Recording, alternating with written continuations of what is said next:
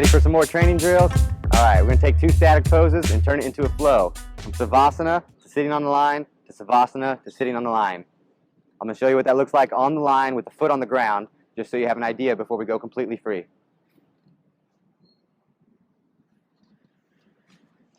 This will be my sitting on the line, keeping the leg down for now. Coming into Savasana, breathing for a moment, relaxing, and then coming back up to sitting. Coming back down to Savasana, coming back up to sitting. Okay, now as you can see, I've allowed my foot to come up, so I'm completely free. If you don't know how to do Savasana on the line, and if you don't know how to just sit on the line, check out our SLACKROBATS tutorials to find out the technique that'll help you find success in this flow. Okay, so now, both legs up, knees are slightly wide. I'm going to extend the legs out, keeping this leg out to help balance as I go into Savasana.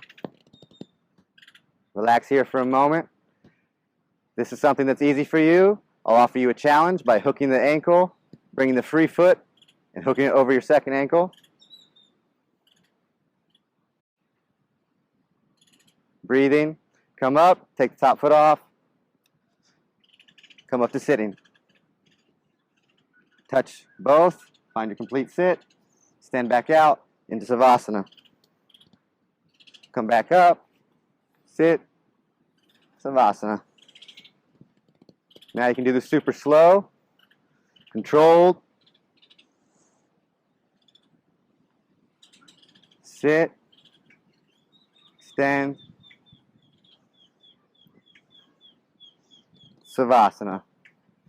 After all that hard work, relax here, soak it up. Imagine you're in a tropical paradise, relaxing in a hammock, feeling the breeze blow in your hair.